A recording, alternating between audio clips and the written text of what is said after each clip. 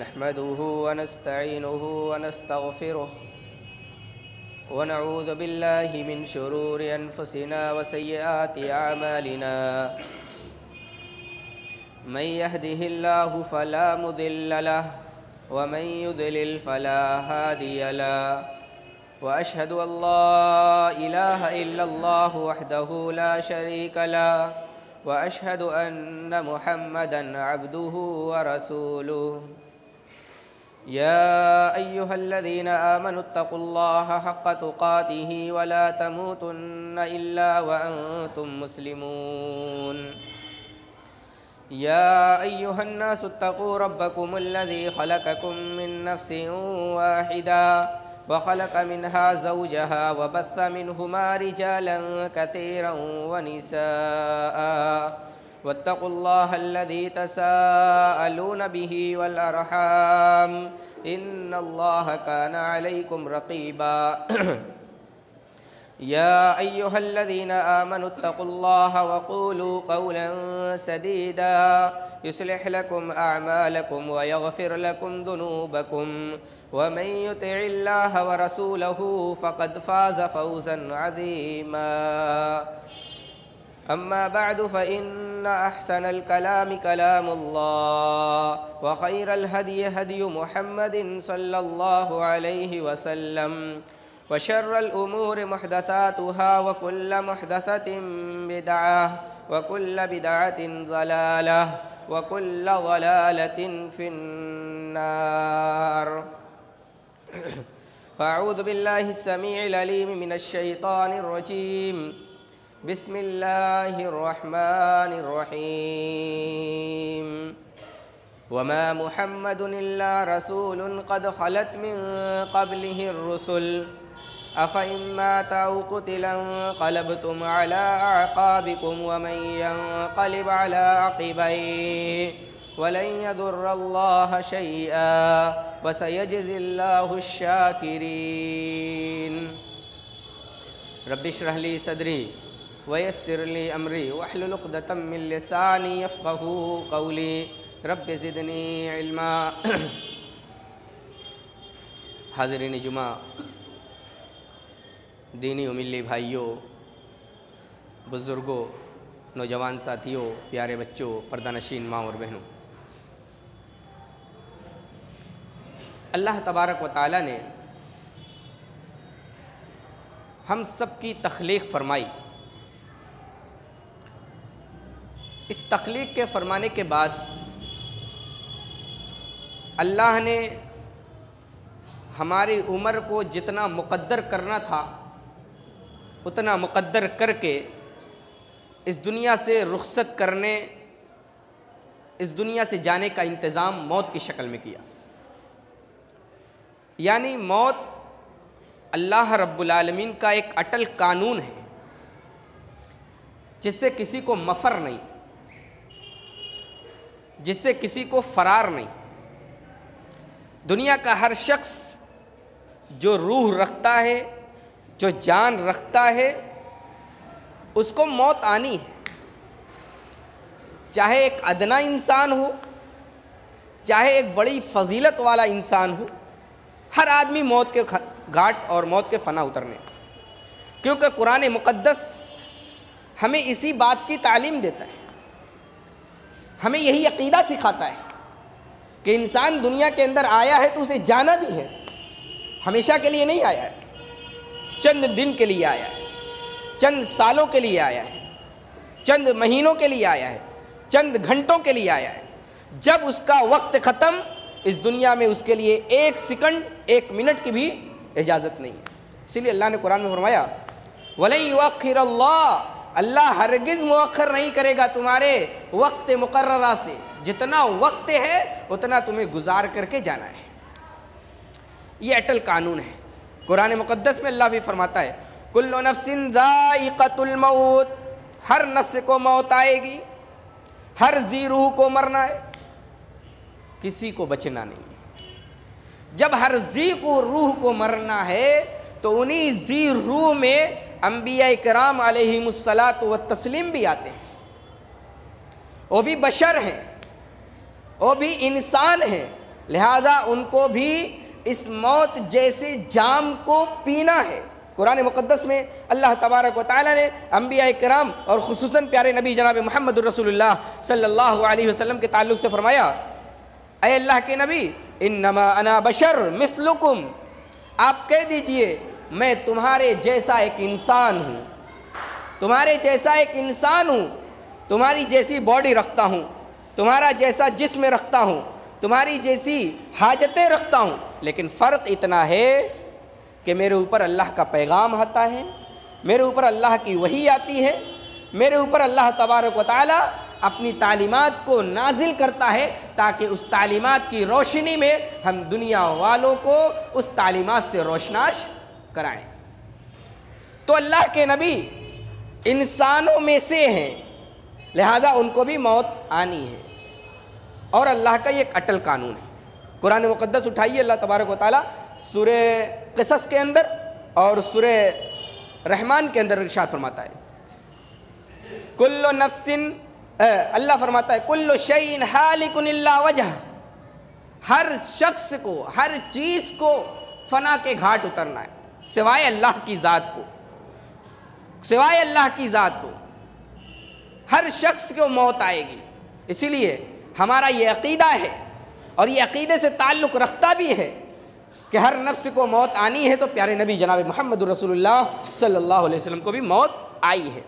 اور میں نہیں کہتا، قرآن مقدس سورہ آل عمران کی آیت کریمہ اس بات کو بیان کرتی ہے۔ اللہ فرماتا ہے، وما محمد الا رسول قد خلت من قبله الرسل افإن مات أو قتل انقلبتم على أعقابكم ومن ينقلب على عقبيه فلن يضر الله شيئا وسيجزي الله الشاكرين۔ اللہ فرماتا ہے وما محمد الا رسول، محمد ایک رسول ہیں، محمد ایک میسنجر ہے، محمد ایک پیغمبر ہے جو اللہ کے پیغام کو لوگوں تک عام کرتے ہیں۔ قد خلت من قبلہ الرسل، جیسے محمد ایک پیغمبر ہے، محمد ایک میسنجر ہے، ویسے ان سے پہلے بھی میسنجر گزر چکے، پیغمبر گزر چکے، نوح علیہ السلام کی شکل میں، ابراہیم علیہ السلام کی شکل میں، عیسیٰ علیہ السلام کی شکل میں، موسیٰ علیہ السلام کی شکل میں، لوط علیہ السلام کی شکل میں، دیگر انبیاء کی شکل میں آپ سے پہلے بھی نبی گزر چکے ہیں۔ أَفَإِن مَّاتَ أَوْ قُتِلَ انقلبتم على أعقابكم، کیا وہ مر جائیں، وہ انتقال کر جائیں، وہ فوت ہو جائیں، یا ان کو شہید کر دیا جائے، علی اعقابکم، کیا تم ان کے شہید ہونے پر یا ان کے قتل ہونے پر یا ان کی موت پر تم اپنے منہ کے بل پھر جاؤ گے، یعنی ان کا مشن چھوڑ دو گے، ان کی شریعت چھوڑ دو گے؟ اگر تم نے ان کی شریعت کو چھوڑا تو یاد رکھو وَسَيَجْزِي اللَّهُ الشَّاكِرِينَ، اگر تم نے محمد الرسول اللہ کی شریعت کو چھوڑ دیا تو تم اللہ کو نقصان نہیں پہنچا سکتے، پہنچاتے ہو نقصان تو اپنا گھاٹا کر رہے ہو، اپنی عاقبت برباد کر رہے ہو، اپنا دین چھوڑ کر کے کسی اور دین میں شامل ہو رہے ہو محمد الرسول اللہ کے انتقال کے بعد، تو یاد رکھو تم اللہ کا کوئی نقصان نہیں کر سکتے، نقصان اپنا کر رہے ہو۔ یہ آیت کریمہ بتاتی ہے کہ پیارے نبی صلی اللہ علیہ وسلم کو موت آنی ہے اور موت آ چکی ہے۔ پیارے نبی صلی اللہ علیہ وسلم کے لیے موت کا لفظ استعمال کرنا یہ گستاخی نہیں ہے۔ اگر گستاخی ہوتی تو معاف کیجئے گا، اللہ تبارک و تعالیٰ اتنی بڑی گستاخی نہ کرتا۔ اللہ تبارک و تعالیٰ خود قرآن کے اندر موت کا لفظ پیارے نبی کے لیے استعمال کیا ہے۔ دوسری آیت کریمہ میں فرماتا ہے اِنَّكَ مَيِّتٌ وَإِنَّهُمْ مَيِّتُونَ، اے اللہ کے نبی آپ بھی مرنے والے ہیں اور وہ لوگ بھی مرنے والے ہیں۔ تو اللہ تبارک و تعالیٰ کو اپنے نبی کی گستاخی پسند نہیں تھی۔ اگر موت کا لفظ استعمال کرنا پیارے نبی کی گستاخی ہوتی تو اللہ سب سے پہلے موت کا لفظ استعمال نہ کرتا۔ اللہ نے استعمال کیا ہے، اس لیے ہم بھی استعمال کرتے ہیں، کیونکہ ہم اللہ کے قانون اور رسول کے قانون کو مانتے ہیں۔ آئیے آگے چلتے ہیں۔ قرآن مقدس سے تو یہ کلیئر ہو گیا کہ نبی کو موت آنی ہے۔ اللہ کے نبی صلی اللہ علیہ وسلم جب موت سے قریب ہونے لگے تو آپ کو طرح طرح سے سگنل دیا جانے لگا، طرح طرح سے اطلاع دی جانے لگی، طرح طرح سے بتایا جانے لگا کہ اب آپ کو دنیا میں نہیں رہنا ہے، آپ کا کام پورا ہو گیا، آپ کو اس دنیا سے جانا ہے۔ اسی تنبیہ کی شکل میں، اطلاع کی شکل میں اللہ تبارک و تعالیٰ نے پیارے نبی جناب محمد رسول اللہ صلی اللہ علیہ وسلم کے اوپر ایک سورہ کریمہ نازل فرمائی جس کو سورۃ الفتح کے نام سے جانا جاتا ہے، جو 30ویں پارے کے اندر ہے اور اکثر مسلمانوں کو ہو سکتا ہے یاد ہو۔ اللہ فرماتا ہے اذا جاء نصر اللہ والفتح ورأیت الناس يدخلون في دین اللہ افواجا فسبح بحمد ربک واستغفر انہ کان توابا۔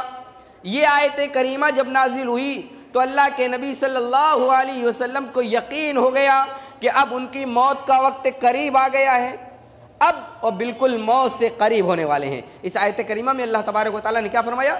اللہ فرماتا ہے اذا جاء نصر اللہ، جب اللہ کی مدد آ جائے گی، اللہ کی مدد جب آ جائے گی، وَرَأَيْتَ النَّاسَ يَدْخُلُونَ فِي دِينِ اللَّهِ، اور آپ دیکھیں گے لوگوں کو کہ وہ اللہ کے دین میں فوج در فوج شامل ہو رہے ہیں۔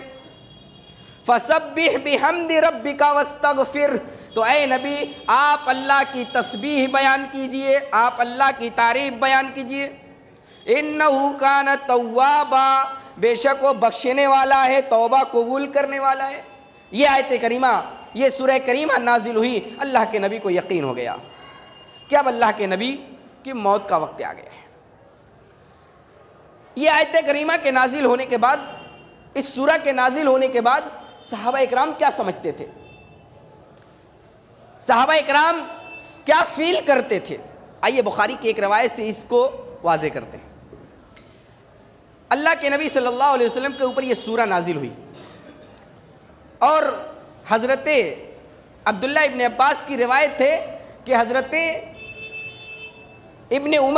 عمر ابن خطاب رضی اللہ تعالیٰ عنہ حضرت عبداللہ ابن عباس کو اپنی مجلس میں بیٹھایا کرتے تھے، اپنی مجلس میں، اپنے میٹنگ میں بٹھایا کرتے تھے، لیکن بزرگ صحابہ اکرام کو اعتراض ہوتا کہ یہ چھوٹے سے لڑکے کو کیوں اپنی مجلس میں بٹھا رہے ہیں، یہ ہماری عمر کا، ہمارے سمجھ کا لڑکا نہیں، اس کو ہماری مجلس میں بٹھا رہے ہیں، جبکہ اتنی عمر کے لڑکے ہمارے بھی ہیں، ان کو بھی ہمیں اس مجلس میں آنا چاہیے۔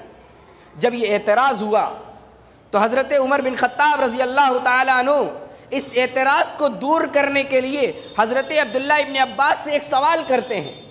حضرت عبداللہ ابن عباس سے پوچھتے ہیں، اے عبداللہ ابن عباس بتاؤ، اذا جاء نصر اللہ والفتح ورأیت الناس يدخلون فی دین اللہ افواجا فسبح بحمد ربک واستغفر انہ کان توابا، اس سورہ کے نازل ہونے کے بعد تم کیا سمجھتے ہو، تمہارا علم کیا ہے؟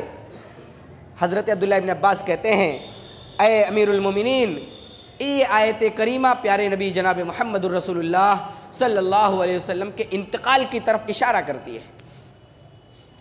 حضرت عمر کہتے ہیں کہ یہی چیز میں بھی جانتا ہوں، جو تم کہہ رہے ہو، جو تم بیان کر رہے ہو، اسی چیز کو بھی میں جانتا ہوں۔ جب حضرت عبداللہ ابن عباس نے یہ بات بتائی تو سارے صحابہ کے اوپر یہ بات کھل گئی کہ حضرت عبداللہ ابن عباس بہت بڑے عالم ہیں، بہت ساری چیز کو جانتے ہیں۔ یہ حدیث ہمیں ایک چیز اور بتاتی ہے کہ اگر بہت سارے بزرگ حضرات ہیں لیکن ان میں ایک چھوٹا بچہ عالم دین ہے تو بھی ان کی مجلس میں بیٹھ سکتا ہے، ان کی عزت بھی ویسے ہی کرنی چاہیے جیسے ایک بزرگ کی عزت کی جاتی ہے۔ کیوں؟ اس لیے کہ ان کا علم ہے، ان کا مقام اس علم کی وجہ سے ہے۔ حضرت عبداللہ ابن عباس، ان کو حضرت عمر رضی اللہ عنہ نے صرف اس علم کی وجہ سے اتنا بڑا مرتبہ دیا تھا کہ بزرگ صحابہ اکرام کے درمیان بٹھایا کرتے تھے۔ آئیے ایک اور حدیث جو اللہ کے نبی صلی اللہ علیہ وسلم کی موت کی طرف اشارہ ہے، اور خود اللہ کے نبی صلی اللہ علیہ وسلم اشارہ دے رہے ہیں۔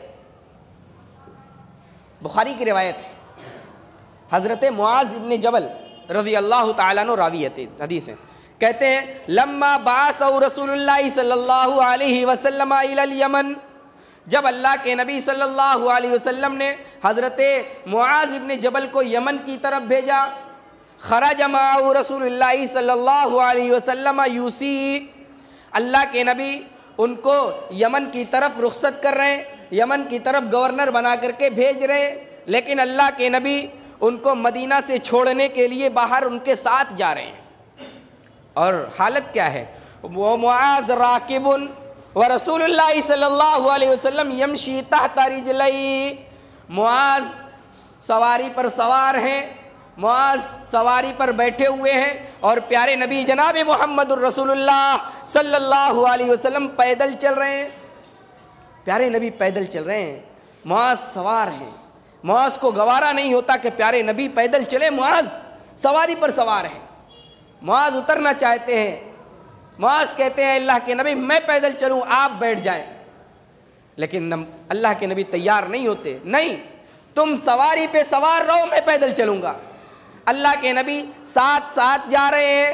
جب مدینہ کے کنارے پر پہنچتے ہیں، اللہ کے نبی حضرت معاذ سے کہتے ہیں اے معاذ عسیٰ اللہ تلقانی بعد ھذی ان تمر بمسجدی ھذا او قبری ھذا، اے معاذ کان کھول کر کے سن لو، اگلے سال جب تم مدینہ کی طرف لوٹو گے، اگلے سال جب تم مدینہ آؤ گے تو پھر میری قبر سے ملاقات ہوگی یا میری مسجد سے ملاقات ہوگی۔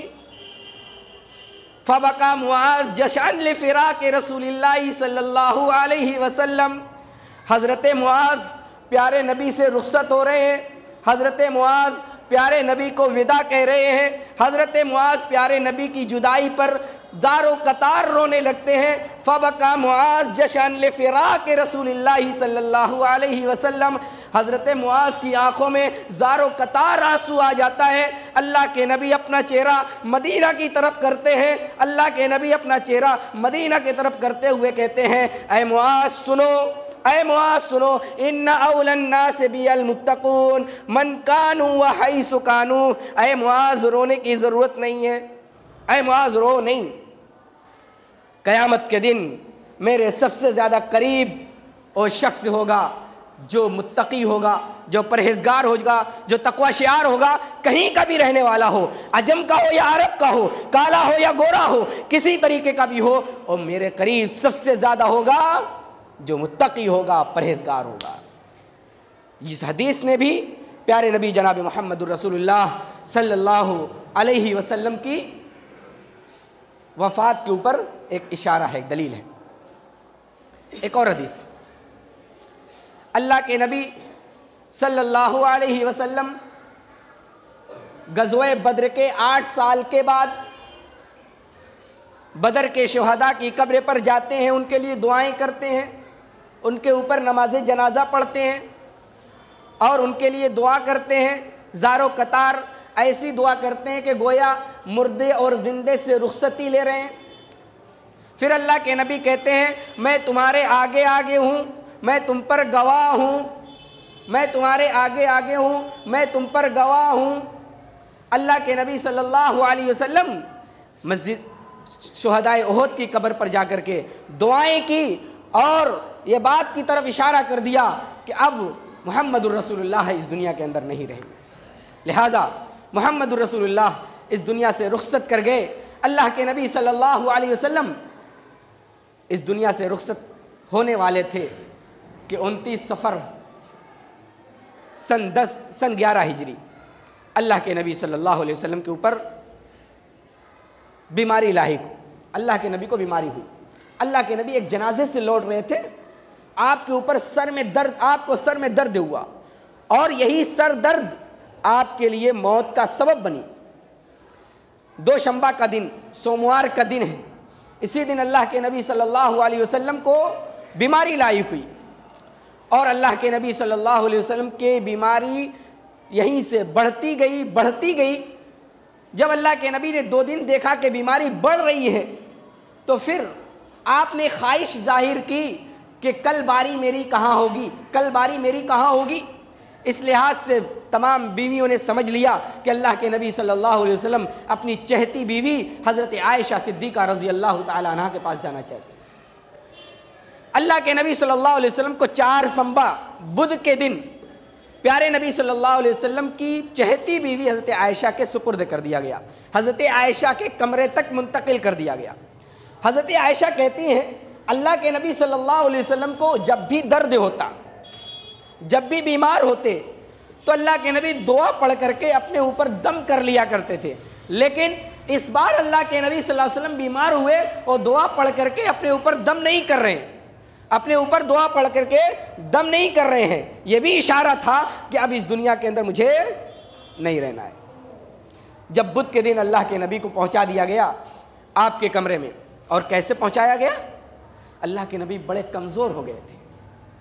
جہاں اللہ کے نبی کو 40 مردوں کی طاقت دی گئی تھی، جہاں اللہ کے نبی کو 40 مردوں کی قوت دی گئی تھی، وہاں اللہ کے نبی صلی اللہ علیہ وسلم بالکل کمزور اور لاغر ہو گئے۔ حضرت فضل ابن عباس اور حضرت علی رضی اللہ تعالی عنہ کو کے کندھے پر ہاتھ رکھ کر کے ٹکا کر کے حضرت عائشہ کے کمرے تک پہنچایا گیا۔ اتنے کمزور اور اتنے لاغر ہو گئے تھے، بیماری نے 2 دن کی بیماری نے اللہ کے نبی کو بالکل کمزور کر دیا تھا۔ بدھ کا دن ختم ہوا، جمعرات کے دن اللہ کے نبی صلی اللہ علیہ وسلم نے پانی منگایا، 7 کنویں سے پانی لایا گیا اور اللہ کے نبی صلی اللہ علیہ وسلم نے اس سے غسل کیا۔ غسل کرنے کے بعد اللہ کے نبی صلی اللہ علیہ وسلم مسجد گئے۔ مسجد جانے کے بعد اللہ کے نبی صلی اللہ علیہ وسلم نے خطبہ دیا اور کہا اللہ کی لعنت ہو، اللہ کی لعنت ہو ان لوگوں کے اوپر جنہوں نے انبیاء کی قبروں کو مسجد گاہ بنا لیا ہے، انبیاء کی قبروں کو سجدہ گاہ بنا لیا ہے۔ لعنت ہو یہود و نصارہ پر جنہوں نے اپنے انبیاء کی قبروں کو سجدہ گاہ بنا لیا ہے۔ اور اے میرے صحابہ سنو، میری قبر کو عبادت گاہ نہ بنانا، میری قبر کو پوجنے کی جگہ نہ بنانا، یہ اللہ کے نبی صلی اللہ علیہ وسلم نے خطبہ دیا۔ اور اس کے بعد ایک بہت اہم بات اللہ کے نبی نے بتائی۔ اللہ کے نبی صلی اللہ علیہ وسلم نے فرمایا خیر عبداللہ، اللہ تبارک و تعالیٰ نے اپنے ایک بندے کو اختیار دیا ہے۔ خیر اللہ عبد، اللہ تبارک و تعالیٰ نے اپنے ایک بندے کو اختیار دیا ہے۔ کیا اختیار دیا ہے؟ اختیار یہ دیا ہے کہ وہ چاہے تو دنیا کی زیب و زینت لے لے، دنیا کی زندگی اسے مل جائے، اور اختیار یہ دیا ہے کہ اللہ کے پاس جو چیز ہے وہ اسے مل جائے۔ ان دونوں میں اختیار ہے، 2 چیزوں میں سے کوئی ایک چیز لے لیں۔ اللہ کے نبی کہتے ہیں اس بندے نے اللہ کے پاس موجود چیز کو اختیار کر لیا ہے، دنیا کو چھوڑ دیا ہے۔ اتنا کہنا تھا کہ ابو بکر رونے لگے، فبکا وابکا، ابو بکر رونے لگے اور لوگوں کو رلایا، صحابہ اکرام کو بھی رلا دیا، اتنا زار و قدار رونے لگے کہ صحابہ اکرام کی آنکھوں میں بھی آنسو جاری ہو گیا۔ پھر کیا ہوتا ہے؟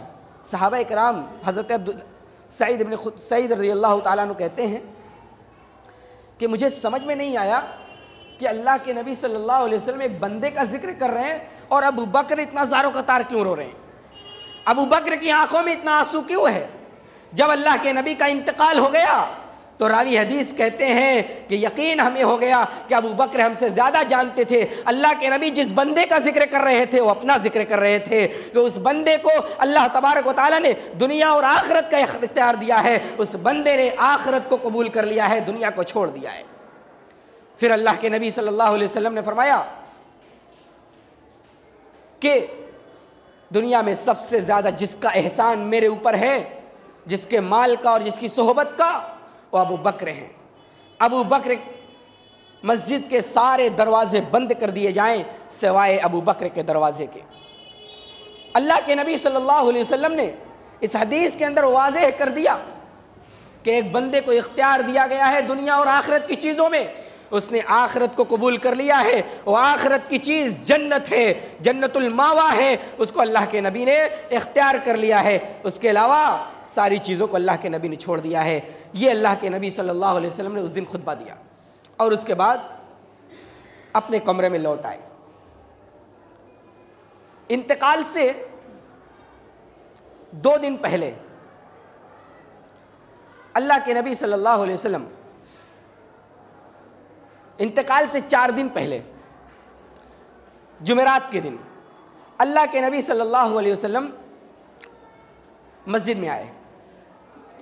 مسجد میں آ کر کے 2 رکعت صلاۃ مغرب کی نماز پڑھائی، اور مغرب کی نماز میں اللہ کے نبی نے سورہ مرسلات پڑھی تھی. مغرب کی نماز میں سورہ مرسلات پڑھنے کے بعد آپ اپنے کمرے میں چلے گئے، اور کمرے میں جانے کے بعد اللہ کے نبی کی طبیعت بگڑ گئی. اب مسجد میں آنے لائق طبیعت نہیں بچی. عشاء کا وقت ہو گیا، صحابہ اکرام انتظار کر رہے ہیں کہ رسول اللہ مسجد میں آئیں گے اور ہمیں نماز پڑھائیں گے، لیکن اللہ کے نبی کی حالت نہیں ہے کہ مسجد میں آ سکے. لوگ نماز کا انتظار کر رہے ہیں، لوگ نماز کے انتظار میں بیٹھے ہوئے ہیں. اللہ کے نبی صلی اللہ علیہ وسلم کے گھر میں اطلاع دی جاتی ہے. اللہ کے نبی کوشش کرتے ہیں کہ چلے مسجد میں چل کر کے نماز پڑھا دیں، لیکن اللہ کے نبی اٹھتے ہیں، آپ کے اوپر غشی طاری ہو جاتی ہے. غشی طاری ہونے کے بعد آپ گر جاتے ہیں. اللہ کے نبی کو سنبھالا جاتا ہے. اس کے بعد بھی صحابہ اکرام انتظار کر رہے ہوتے ہیں. پھر کچھ دیر کے بعد صحابہ اکرام آتے ہیں. اللہ کے نبی صلی اللہ علیہ وسلم سے کہا جاتا ہے کہ اللہ کے نبی نماز کا انتظار لوگ کر رہے ہیں. پھر اللہ کے نبی کوشش کرتے ہیں، ٹب میں پانی منگاتے ہیں، غسل کرتے ہیں، اور اللہ کے نبی مسجد آنے کی کوشش کرتے ہیں. کھڑے ہوتے ہیں، اتنی طاقت نہیں ہے، پیر کے اندر کپکپاہٹ ہے، کھڑے نہیں ہو پا رہے ہیں. اللہ کے نبی صلی اللہ علیہ وسلم پھر گر جاتے ہیں، بے ہوش ہو جاتے ہیں. اس طریقے سے 3 مرتبہ ایسا معاملہ ہوتا ہے. 3 مرتبہ اللہ کے نبی صلی اللہ علیہ وسلم کوشش کرتے ہیں کہ مسجد میں جا کر کے صحابہ کو نماز پڑھا دیں، لیکن ہو نہیں پاتا. اخیر میں اللہ کے نبی صلی اللہ علیہ وسلم کہتے ہیں، مروا ابا بکر فلیصلی بالناس، ابو بکر کو حکم دو کہ ابو بکر مصلی میں کھڑے ہو کر کے نماز پڑھائیں، لوگوں کو نماز پڑھائیں. لہٰذا وہیں حضرت عائشہ کہتی ہیں، اے اللہ کے نبی آپ ابو بکر کو نماز پڑھانے کا حکم نہ دیجئے، اس لیے کہ ابو بکر بڑے رقیق القلب ہیں، بڑے کمزور دل کے ہیں، اور نماز نہیں پڑھا پائیں گے. لیکن اللہ کے نبی کہتے ہیں نہیں، اے عائشہ ابو بکر کو حکم دو، اے لوگوں ابو بکر کو حکم دو کہ وہ نماز پڑھائیں. لہٰذا ابو بکر نماز پڑھاتے ہیں، اور اللہ کے نبی جناب محمد رسول اللہ صلی اللہ علیہ وسلم کی زندگی میں 17 وقت کی نماز حضرت ابو بکر صدیق رضی اللہ تعالیٰ عنہ کے کھاتے میں آتی ہے. آپ 17 وقت کی نماز پڑھاتے ہیں. یہ اللہ کے نبی کا چوتھا دن تھا. دوسرا دن نبی کے انتقال سے 2 دن قبل اللہ کے نبی صلی اللہ علیہ وسلم کی طبیعت کچھ بحال ہوتی ہے. مسجد میں نماز ہو رہی ہوتی ہے. اللہ کے نبی صلی اللہ علیہ وسلم چل کر کے آتے ہیں. لوگوں میں کھلبلاہٹ مچ جاتی ہے کہ اللہ کے نبی آ رہے ہیں. حضرت ابو بکر بھی پیچھے ہٹ رہے ہوتے ہیں کہ اللہ کے نبی آ گئے، اب وہی نماز پڑھائیں گے. اللہ کے نبی کے رہتے ہوئے اب کون نماز پڑھا سکتا ہے. حضرت ابو بکر پیچھے ہٹ رہے ہیں، لیکن اللہ کے نبی نے اشارے سے کہا کہ ابو بکر پیچھے نہ ہٹو. اللہ کے نبی گئے مصلی پر اور دائیں جانب بیٹھ گئے، بائیں طرف بیٹھ گئے. اور بائیں طرف بیٹھنے کے بعد اللہ کے نبی صلی اللہ علیہ وسلم نے ابو بکر کی امامت کی، ابو بکر نے مصلیوں کی امامت کرائی. اس طرح اللہ کے نبی صلی اللہ علیہ وسلم 2 دن پہلے، انتقال سے 2 دن پہلے مسجد میں آ کر کے لوگوں کو ابو بکر کے وسیلے سے یا ابو بکر کی ماتحتی میں لوگوں کو نماز پڑھائی. اب بچا وفات سے 1 دن پہلے. وفات سے 1 دن پہلے اللہ کے نبی صلی اللہ علیہ وسلم مسجد میں آتے ہیں. تھوڑی سی طبیعت بحال ہوتی ہے.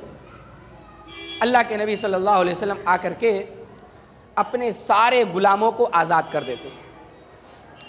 کہتے ہیں اللہ کے نبی صلی اللہ علیہ وسلم، مجھے یہ پسند نہیں ہے کہ میں اللہ کے یہاں جاؤں اور اللہ رب العالمین کے یہاں جانے کے بعد میرے گھر کے اندر مال رکھا رہے. اللہ کے نبی صلی اللہ علیہ وسلم کے پاس جتنے بھی غلام تھے سب غلام کو آزاد کر دیا. اور اس دن اللہ کے نبی کے پاس 7 دینار موجود تھے.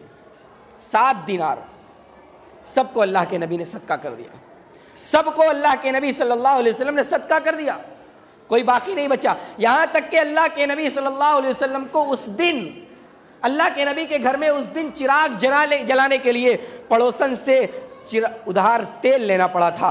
تیل ادھار لے کر کے حضرت عائشہ صدیقہ رضی اللہ تعالی عنہا نے چراغ جلایا تھا، اور اللہ کے نبی صلی اللہ علیہ وسلم کو کچھ زرہوں کے بدلے جو اللہ کے نبی صلی اللہ علیہ وسلم نے انتقال کے وقت لیا تھا۔ تو یہ غریبی کے عالم تھا، 7 دینار موجود تھے، پھر بھی اللہ کے نبی یہ نہیں چاہتے تھے کہ اللہ کے نبی کے گھر میں 7 دینار موجود ہیں۔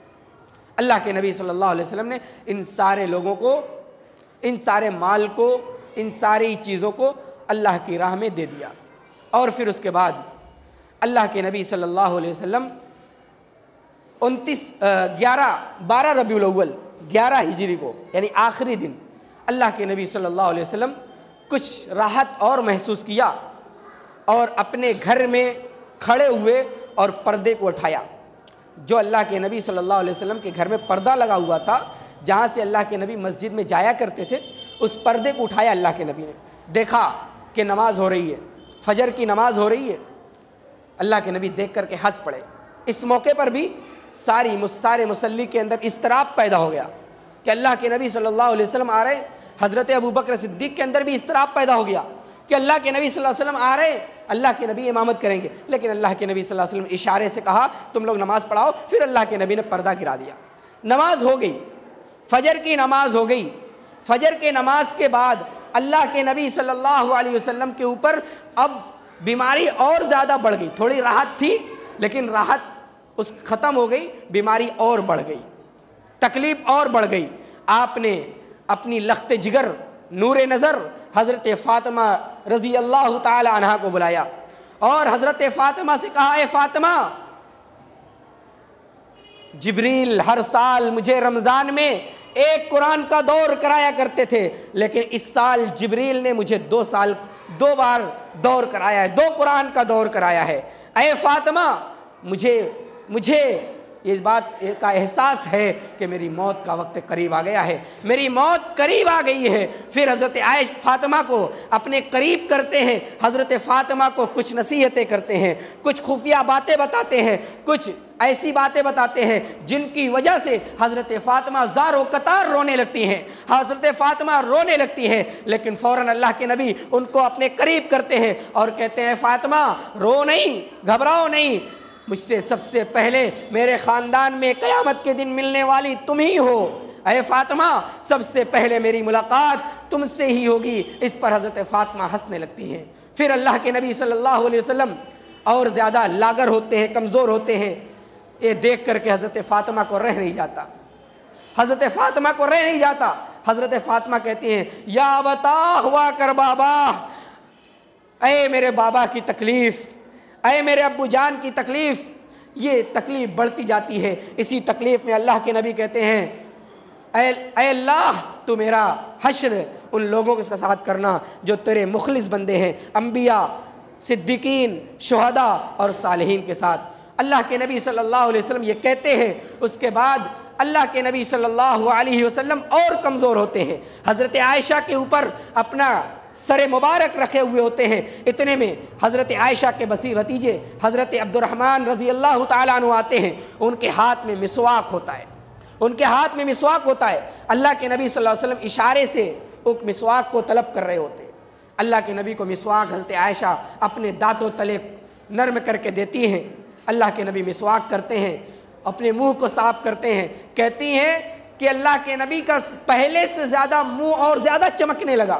اللہ کے نبی صاف ستھرے تھے، پہلے سے زیادہ اور زیادہ چمکدار ہو گیا۔ اور اس کے بعد اللہ کے نبی صلی اللہ علیہ وسلم نے منہ کی صفائی کی، اس کے بعد یہ جملہ کہا بالرفیق الاعلیٰ۔ اور یہ جملہ 3 مرتبہ کہا بالرفیق الاعلیٰ، بالرفیق الاعلیٰ، بالرفیق الاعلیٰ۔ حضرت عائشہ کہتی ہیں کہ یہ 3 مرتبہ اللہ کے نبی نے کہا، اس کے بعد اللہ کے نبی کا ہاتھ ڈھیلا پڑ گیا، اللہ کے نبی کے بدن ڈھیلے پڑ گئے، اور اللہ کے نبی نے اللہ رب العالمین کے فرشتے کی پکار کو، اللہ کی پکار کو لبیک کہہ کر کے اس دنیا کو چھوڑ دیا اور آخرت کا سفر اختیار کر لیا۔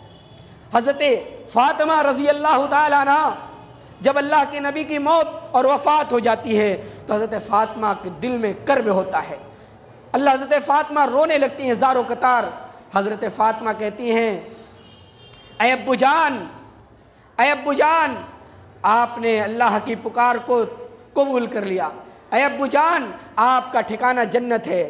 یا بتا الا جبریل ننا، اے جبریل آؤ ہم اپنے باپ کی موت کی خبر سناتے ہیں، اے جبریل آؤ ہم تمہیں اپنے باپ کی موت کی خبر سناتے ہیں۔ فلما دفن رسول اللہ صلی اللہ علیہ وسلم، اور جب نبی کریم صلی اللہ علیہ وسلم کو دفن کر دیا گیا، جب نبی کریم صلی اللہ علیہ وسلم کو دفن کر دیا گیا، حضرت انس اللہ کے نبی کی بیوی حضرت عائشہ کے پاس آتے ہیں تو حضرت عائشہ کہتی ہیں، اے حضرت فاطمہ کے پاس آتے ہیں، حضرت فاطمہ کہتی ہیں اے انس کیسے تمہیں گوارا کیا کہ تم نے اپنے نبی کی جسم پر، اپنے نبی کے جسم پر تم نے مٹی ڈالی ہے، کس نفس سے، کس کلیجے سے تم نے نبی کی جسم پر تم نے مٹی ڈالی ہے۔